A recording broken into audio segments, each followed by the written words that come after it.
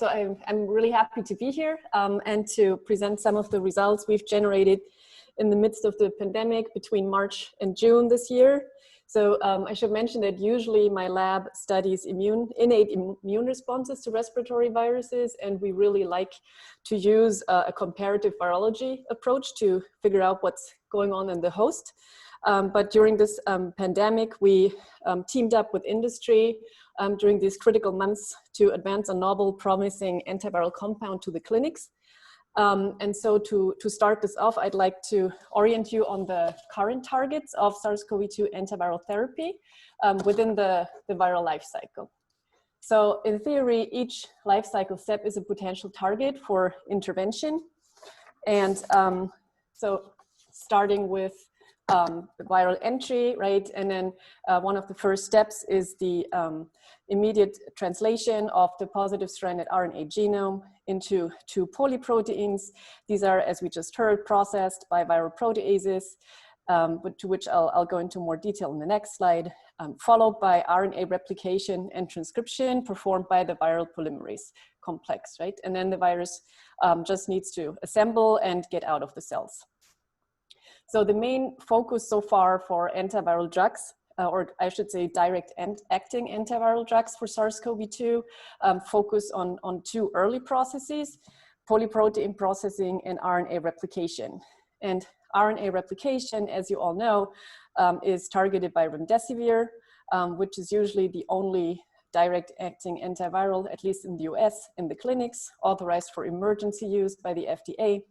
And remdesivir is a nucleoside analog inducing chain termination. The other antiviral that's currently in the US in clinical phase 2A trials is NHC, which is also a nucleoside analog, which induces hypermutation, right? So this polymerase complex is the main target of available drugs so far. So the other step that's really being targeted, as we just heard by Brent in the talk, right, is inhibitors of viral proteases. And very early during the pandemic, there were some clinical trials with HIV protease inhibitors. They bear some resemblance to the SARS-CoV-2 protease, but this was a resounding failure. I mean, because these drugs were developed just for a different protease.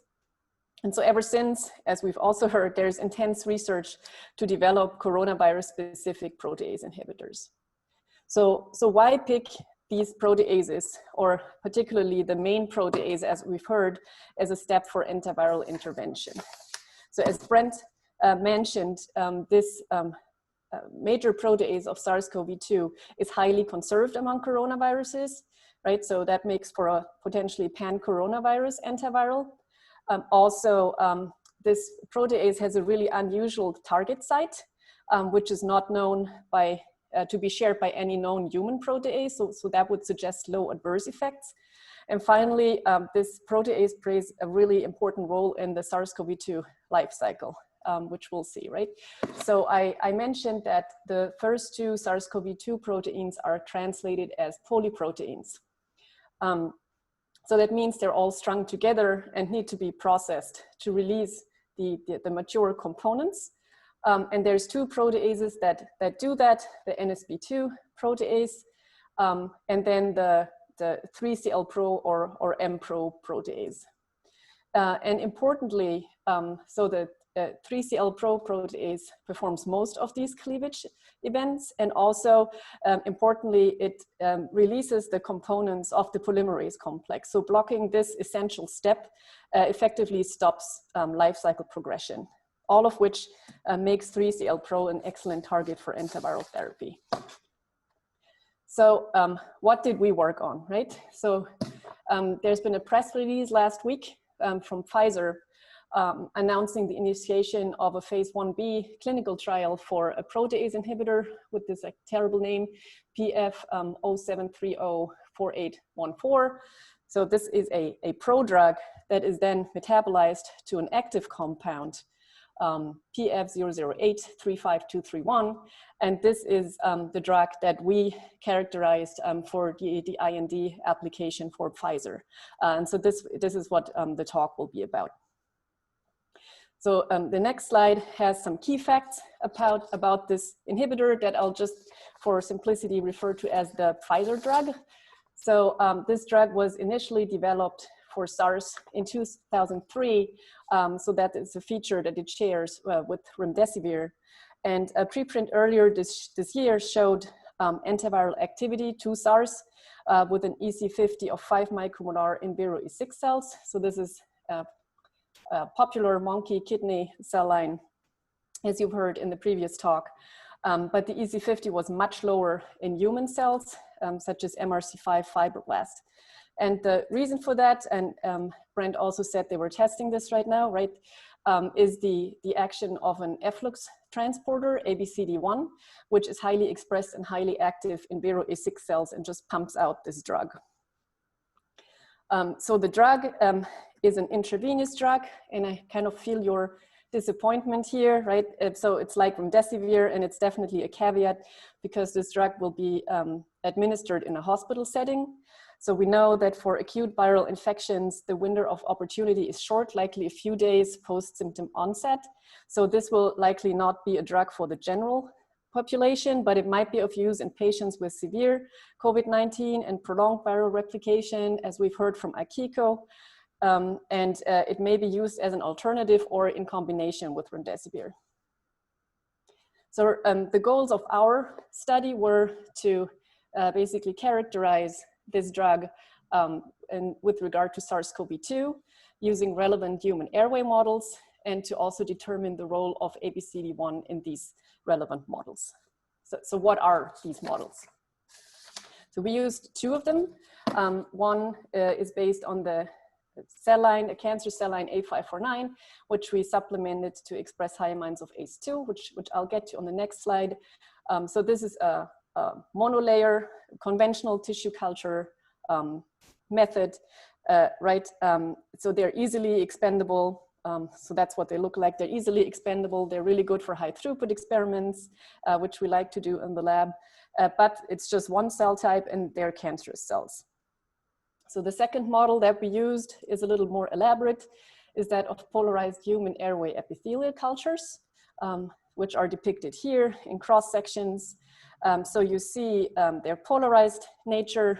On the apical side is the lumen, right, facing air. The basal side sits on a transwell, and you can easily see, even without more elaborate staining, there's different cell types, including basal ciliated and secretory cells, which you can also see here. It's multi-layered, right, and there's a clear polarization, like in vivo.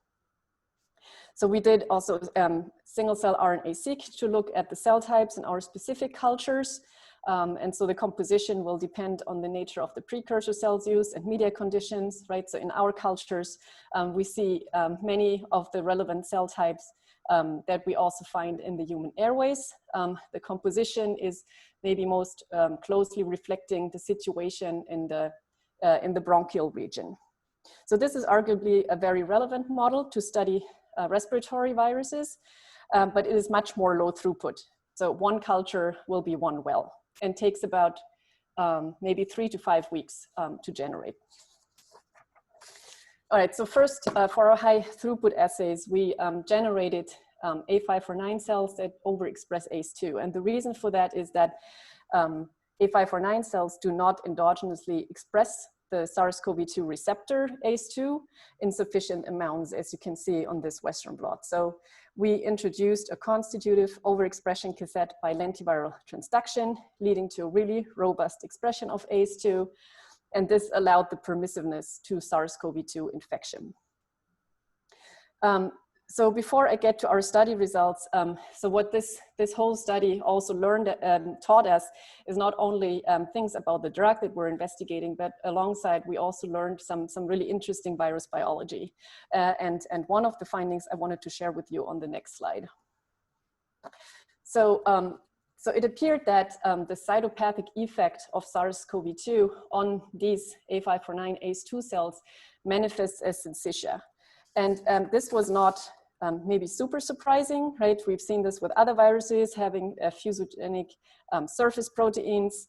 But what we weren't prepared to see was this really unusual arrangement of nuclei within the syncytia, which they form these like really weird ring-like structures. And so looking at the literature, so actually this phenotype has been described for multiple other coronaviruses in vitro. It seems to be cell type dependent and dependent on the nature of spike activation. But really interestingly, these syncytia also occur in vivo in patients. So this has been described both for SARS-CoV-2 and for the original SARS from biopsies from patients showing these syncytia in lung tissue. So actually these interesting syncytia might play a role in pathogenesis, and they're happening in our cell culture model. All right, so to our antiviral assays. So how do we do these? So we plate our A549 ACE2 cells in a 96-well format, pre-treat them with a serial dilution of these drugs, challenge them with SARS-CoV-2, and after infection, then we add the drugs back and let this infection go for multiple cycles of replication. And then we fix and stain for nucleoprotein of SARS-CoV-2, and then analyze the amount or the percentage of infected cells by high content microscopy. So here's some example plots for remdesivir and the Pfizer drug. So to orient you, on the left y-axis is the percent inhibition by microscopy, and the right y-axis is cytotoxicity by cell titer glow, which we always did in parallel. So you can see that both drugs are tolerated really well, with a minor uptick in cytotoxicity by remdesivir at the highest dose, which was 10 micromolar. This had been shown before, but our drug, or the Pfizer drug, was really well tolerated. So we did these assays first with the SARS-CoV-2 reference isolate, USA Washington 2020, which is a clade A representative, and here are the numbers for that. So maybe the first thing I can orient you is that you see that the EC50 and EC90s are lower at the later time points, which is probably due to the accumulation of antiviral inhibition occurring in each cycle. And second, what was really exciting is that both the EC50s and the EC90s for the Pfizer drug are significantly lower than for remdesivir, and this was actually statistically significant. So next we tested a different isolate called USA NYU VC 003 2020. And this is an isolate we had isolated and propagated from an NYU patient in early March.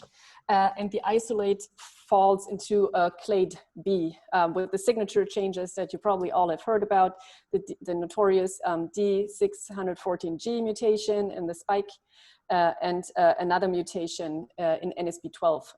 So those two often go together.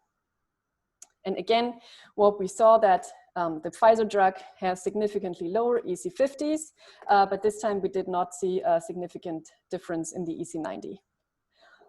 So taken together from this busy slide, in our assay, we see that the Pfizer drug was statistically more potent than remdesivir for representative of both major SARS-CoV-2 clades. And if you like a visual of this, like I always do, here's some microscopy with the carrier control where you see this, again, this like ring-like syncytia formation. And then when you add the drugs at 3 micromolar, you see that these syncytia are pretty much gone. So that means that both drugs efficiently suppress the cytopathic effect already at 3 micromolar. So the next experiment we performed was to, one, further characterize the action of the two drugs that we're looking at, remdesivir and the Pfizer drug, and two, also to learn a bit more about the biology of this virus, with a focus on the timing of key life cycle events. So here's another depiction of the virus life cycle, and I'm showing this to illustrate how we performed these time of drug addition experiments. So this classical experiment determines how long the addition of a drug can be delayed before the drug loses antiviral activity. So as an example, a neutralizing antibody would only work when it's added prior to viral infection, and not after the infection occurred, right? And so using such drugs or antibodies, we can delineate the timing of life cycle events such as viral entry. And we were able to show this, right? So in this graph, so addition of neutralizing antibodies only works when you add it 1 hour prior to infection, or you mix the antibody with the inoculant. But once the virus is in, you completely lose inhibition. So to look at the 2 life cycle steps that we're really interested in, which is polyprotein processing and replication and transcription, we used our Pfizer drug and a drug that I now don't need to establish more, GC367, which you've heard in the previous talk. So both of those inhibiting polyprotein processing, and remdesivir for replication.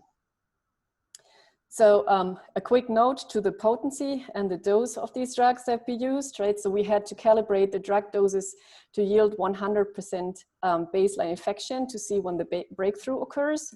And so this is an example of our high content microscopy. So you see, this is an example of the 3 micromolar doses. So you see that at 3 micromolar, the Pfizer drug completely inhibits viral replication. Remdesivir, so 3 micromolar is not enough, and it's not at all enough for GC367. So for our experiments, we had to use higher doses of remdesivir and GC367 to obtain similar inhibition. All right, so what did we find? We found that all 3 drugs lost their potential at the same time, starting 2 to 3 hours post-infection. So that was somewhat unexpected, as we really thought that remdesivir acting at the subsequent step would act later than the protease inhibitors. But instead, we find that these life cycle events of polyprotein processing and the start of replication occurred around the same time, at least in the model that we used. So what was also really interesting is that these events occur very fast, already 2 to 3 hours post-infection, but then it takes about 10 more hours until the first progeny virus is released. So it's not shown in this experiment, but it's what we see from these cells when virus release happens. So we thought it was really interesting that these initial processes occur so fast, but then replication and assembly and release are somewhat slower. So this was the second lesson in virus biology we learned in this study. And so next, we wanted to know how these drugs performed in our model of the polarized human airway epithelium. So to orient you, so we added different concentrations of the drug to the basolateral chamber of different cultures. Infection is from the top. And then progeny virus will be released again into the apical space. So we collected apical washes over time and determined viral titers by plaque assay and then plotted growth curves. So, and for those of you who've never seen a viral growth curve, this is what that looks like. So we usually titer the inoculant to see that we nailed it. And then we wash these cultures after, so we allow for 2 hours of infection and then wash the cultures 3 times to wash off excess inoculum. And we titer that third wash to see that we wash well. And so any titers that will be detected after this third wash will be progeny virus. So for remdesivir, we see that our highest dose of drug added to the basolateral chamber completely suppresses viral production, whereas lower doses are less and less efficient. And we see a similar picture for the Pfizer drug. So in this model system, both drugs, we would say, show similar potency, but we haven't determined EC50s or 90s due to the low throughput nature of these cultures, but the reviewers might ask us, so I'll ask you to stay tuned. And here's another visual of our cultures. So this is a top to bottom confocal microscopy on the cultures showing one plane. You see DAPI for the nuclei, ZO1 for tight junctions, and the SARS-CoV-2 nucleoprotein. So you see in the carrier control robust infection, and you see at 3 micromolar, both drugs really potently inhibit infection. All right, so the last chapter of this study was to investigate the role of this drug transporter that caused trouble and high EC50 values in virus cells. So what we did to look what's going on is that we used chemical inhibition of this transporter with yet another drug with a terrible acronym. So we tested whether inhibition of this inhibitor lowered the effective concentrations of our drug. And we found that in A549 ACE2 monolayers, that was not the case. So you see that the dose response curves are virtually identical. And it was also not the case in polarized human airway epithelial cultures. So we did not find a measurable impact or advantage of inhibiting this transporter for the action of the Pfizer drug. So reasons for that could be either it's not expressed or it's not active. So we looked in our RNA-seq data set, and indeed we were unable to pick up any transcripts for ABCD1, suggesting that this transporter is simply not expressed in our human culture system. So that bodes well for the human clinical studies. Okay, to sum up, we characterized in vitro the 3CL-Pro inhibitor by Pfizer, and we show that it's at least as potent as remdesivir.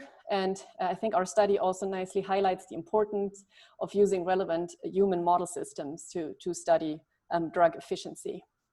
Our drug is the active moiety of a SARS-CoV-2 IV regimen entering phase 1b clinical trials.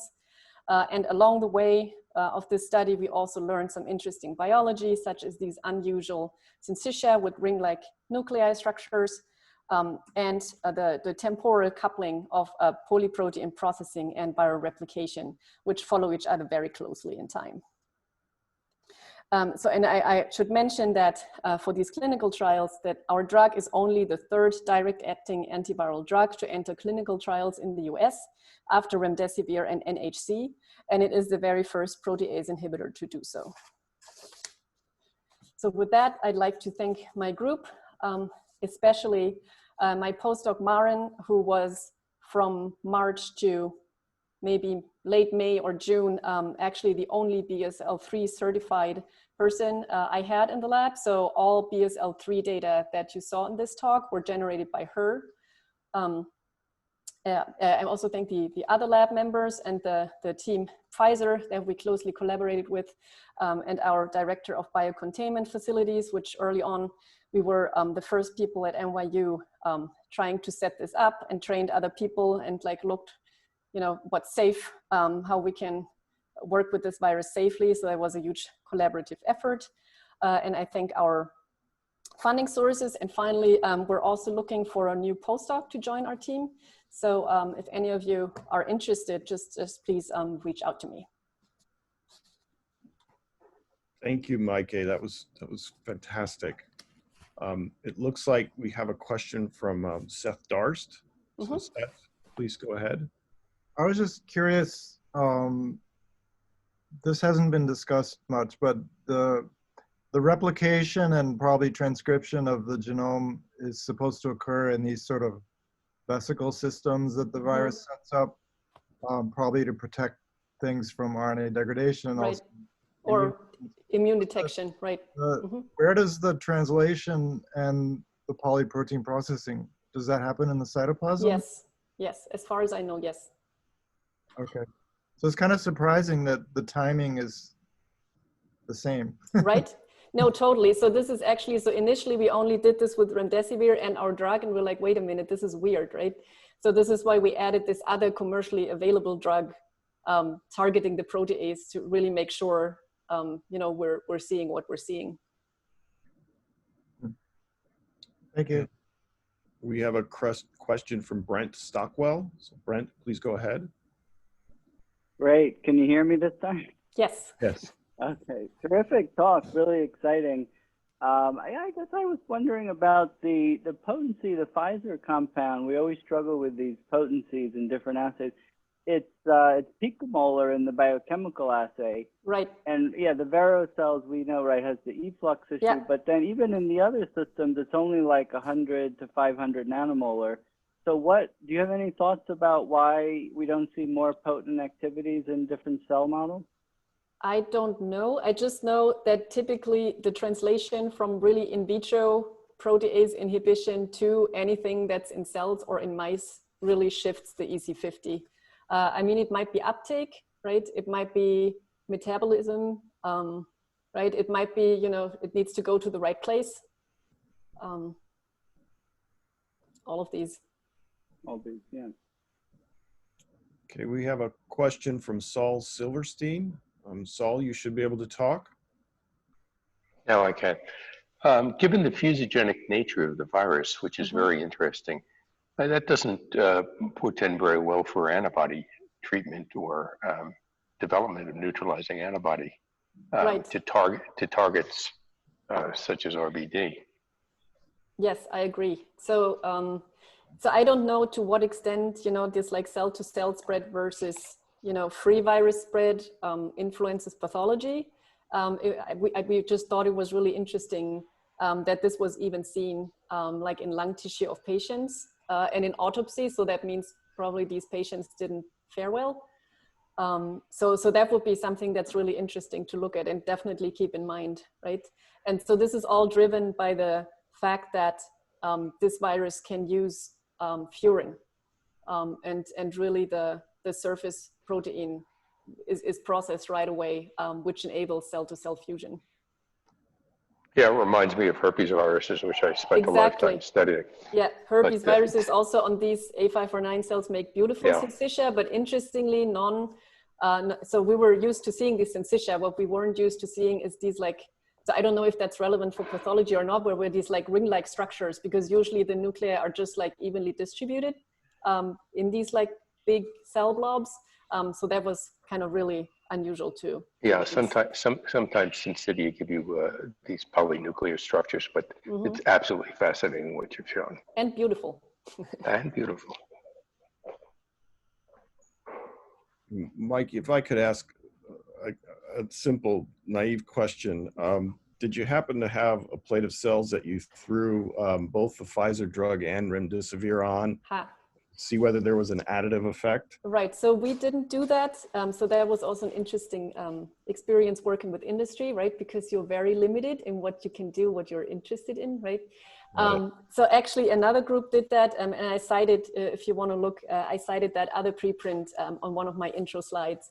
They did that in vitro, and they saw like a clear synergy between remdesivir and this drug, so which makes it, you know, exciting.